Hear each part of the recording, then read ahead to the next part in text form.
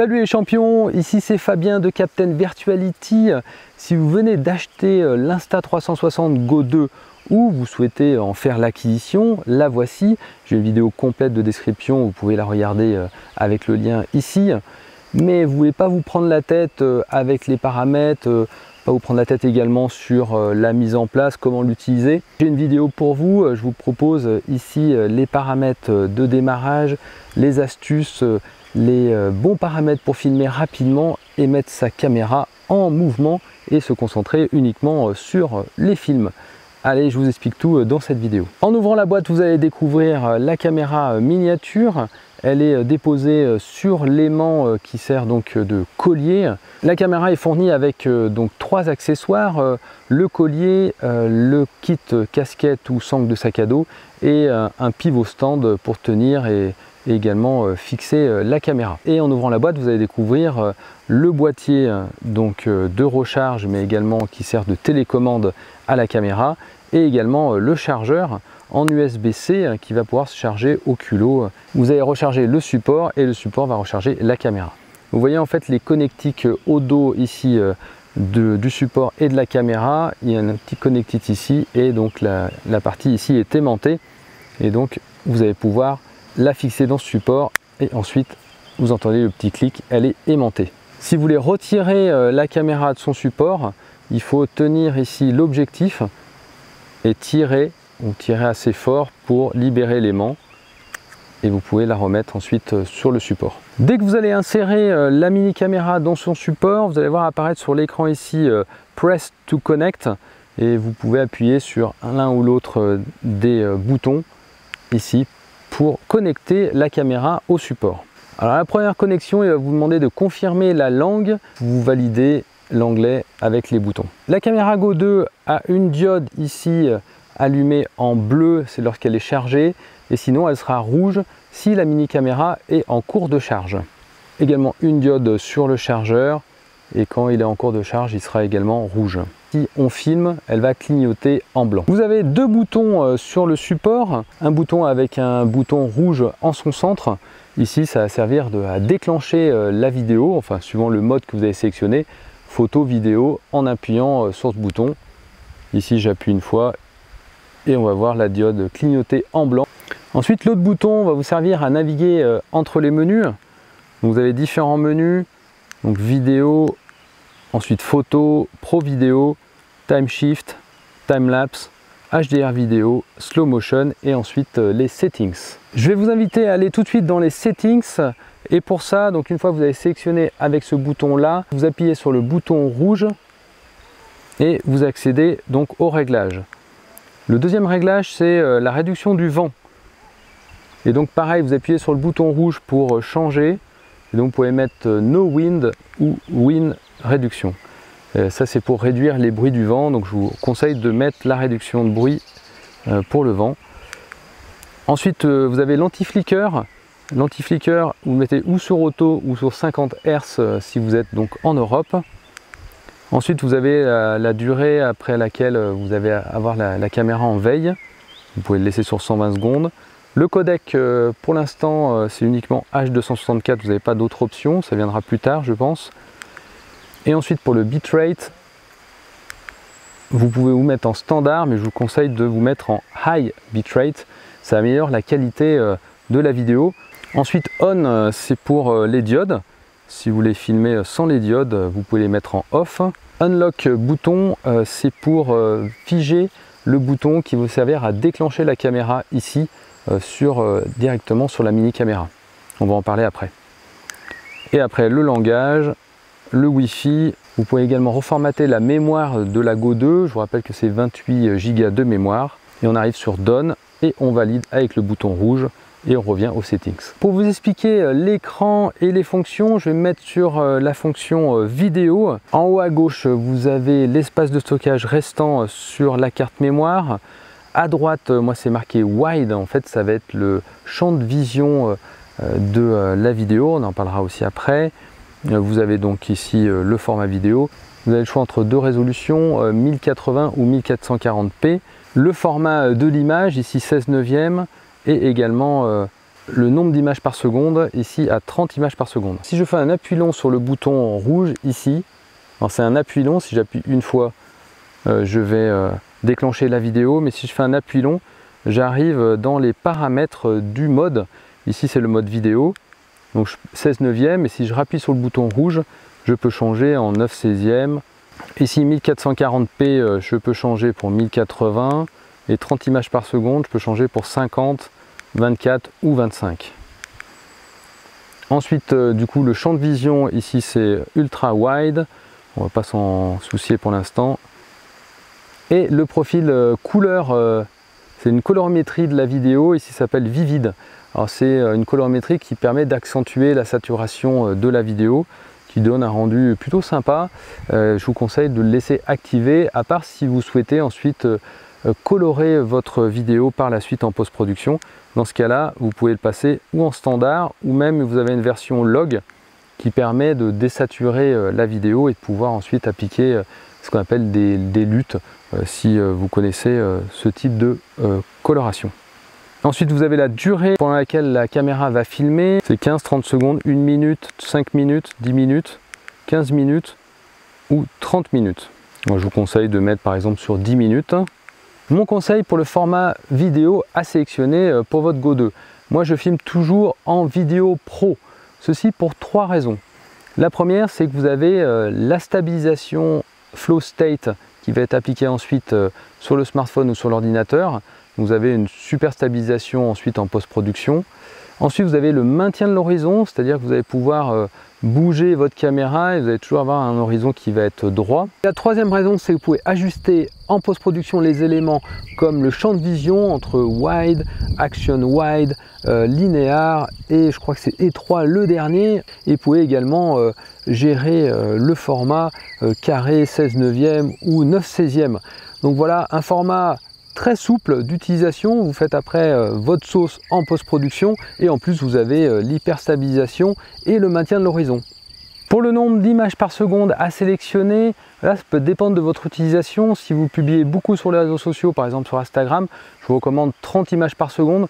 Sinon vous pouvez passer en 25 images par seconde ou alors en 50 images par seconde. L'utilité du 50 images par seconde, c'est que vous allez pouvoir ensuite ralentir la vidéo et créer des ralentis plus fluide qu'avec un 30 ou un 25 images par seconde. Alors, je vous parle rapidement des autres modes. Donc, vous avez un mode photo, ça pas de surprise.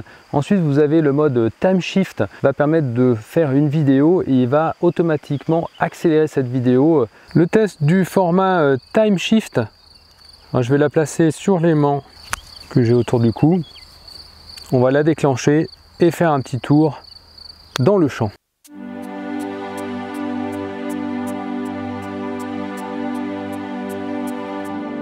Ensuite, vous avez le mode time-lapse. Le mode time-lapse, là, permet lui de prendre des photos pour créer un accéléré avec ces photos.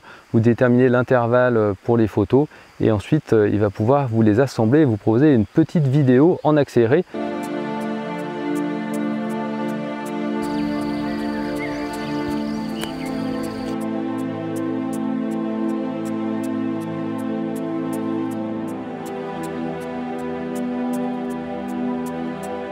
Ensuite, vous avez le mode HDR vidéo. Alors, HDR, ça veut dire High Dynamic Range.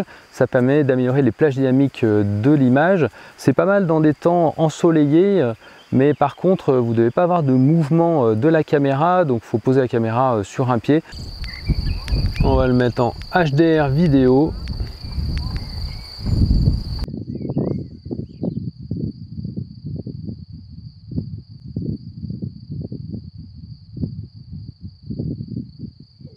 Et le dernier mode, c'est un mode slow motion. Ça peut être intéressant pour faire des ralentis à 120 images par seconde, donc des très beaux ralentis.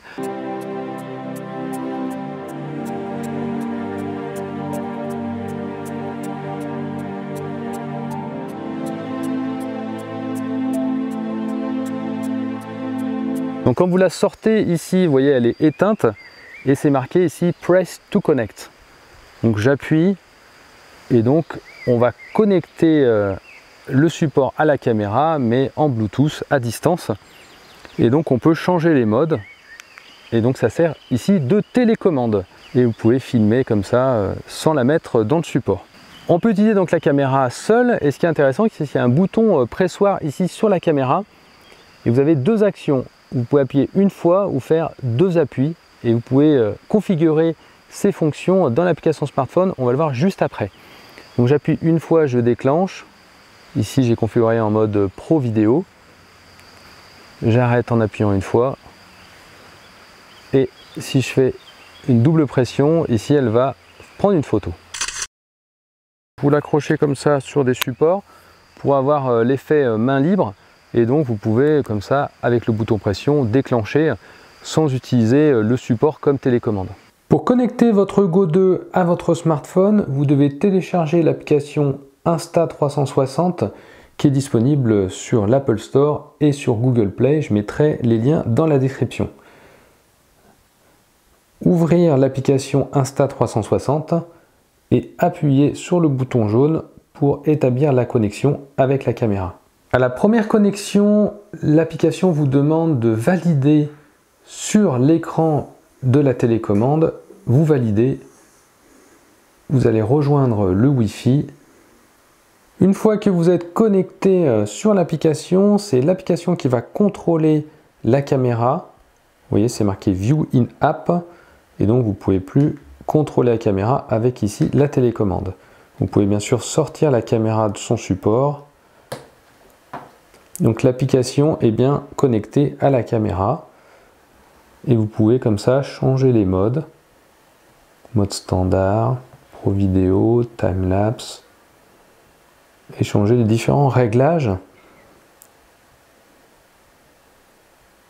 Par exemple sur le mode pro vidéo, on va pouvoir changer ici les paramètres, priorité ISO, priorité obturation, et on peut également avoir des paramètres manuels si on le souhaite.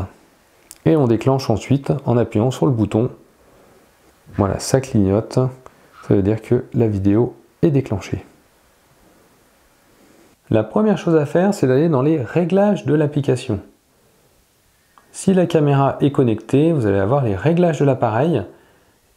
Et donc la version du firmware, c'est là également que vous allez pouvoir mettre à jour la version du firmware. Vous aurez un petit bouton rouge s'il y a un nouveau firmware de disponible. Information sur la caméra. Mais ce qui va nous intéresser, c'est le réglage des boutons. Donc le bouton, c'est le bouton pressoir ici sur le devant de la caméra, je vous ai montré tout à l'heure. Et donc on a le Quick Capture 1, 2, simple pression, double pression. Alors c'est la même chose en termes de pression ici, mais le Quick Capture, c'est quand la caméra est éteinte et que vous appuyez, ça va faire l'action ici du bouton, et ensuite la caméra va s'éteindre de nouveau. La caméra est allumée. Si je souhaite l'éteindre, je fais un appui long sur le bouton et elle va s'éteindre. Donc la diode n'est plus allumée. Donc le Quick Capture ici, simple pression, elle se déclenche, elle filme. Et voilà, maintenant elle est éteinte. Et simple pression, c'est quand la caméra est allumée. Vous avez une simple pression ou une double pression. Donc par défaut, c'est en vidéo, si mes souvenirs sont bons. Et donc moi, je vous conseille de passer ça en pro vidéo. Donc voilà, vous pouvez sélectionner le mode, vidéo standard, HDR, time-lapse. Vous avez tous les modes disponibles. Et donc moi, je le mets en pro vidéo en 1440 et 50 fps. Et on peut également choisir le format, ici 16/9, mais en pro vidéo, on pourra choisir le format en post-production. Et sur le Quick Capture 2, je mets un mode photo. Et je fais la même chose sur la simple pression et la double pression. Ah oui, je vais pas montrer également, vous avez également le temps de capture que vous pouvez régler. Ici, je l'ai réglé sur 10 minutes. Dans l'application, si on clique sur Album, on va retrouver les éléments qui sont en local, donc sur l'application, et les éléments qui sont sur la caméra Go 2. On voit les éléments que je viens de prendre. Et par exemple ici, je peux ouvrir le mode Pro Vidéo. Donc je vous l'avais dit, ce qui est pratique avec ce mode-là, c'est qu'on peut en post-production modifier les différents formats et également le champ de vision ici en wide, action, linéaire, qui est le mode, on va dire, classique qu'on peut retrouver sur un smartphone ou une autre caméra, et étroit. Donc moi je suis en général en linéaire, ou si je veux avoir un grand angle, en wide. Vous allez avoir l'application du Flow State Stabilisation, ici, et également du verrou de l'horizon. Ça c'est un avantage du mode Pro Vidéo. Donc ici vous pouvez tailler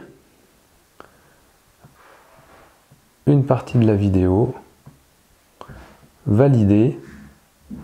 Vous pouvez également ajouter de la musique, des filtres de visage, modifier la vitesse, prendre un instantané et enregistrer. Alors ça c'est pour enregistrer sur le téléphone. Sinon en fait on peut faire une exportation. Alors ici en fait il y a un profil Color Plus que je vais désactiver parce que j'ai déjà le vivide. Alors, tu vois, ça fait quand même beaucoup de contraste de couleurs. On peut également personnaliser l'exportation et augmenter le débit. Fréquence d'image ici, donc on peut choisir 25 puisque c'était tourné en 50 et exporter la vidéo.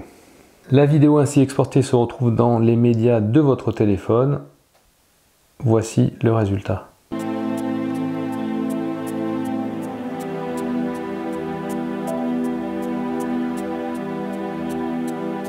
Dans une prochaine vidéo, je ferai un complément sur l'utilisation de l'application et aussi sur le logiciel Insta360 Studio. Voilà, mais je pense que vous avez des bonnes bases pour commencer à utiliser votre Go 2. Si vous avez des questions, vous n'hésitez pas à me les poser dans les commentaires. Vous pouvez me suivre sur Instagram et Facebook @CaptainVirtuality. N'oubliez pas également le pouce bleu si vous avez aimé, ça fait toujours plaisir. Je vous souhaite de bonnes captations avec votre Go 2 à emmener partout et je vous donne rendez-vous pour une prochaine vidéo. Ciao à tous!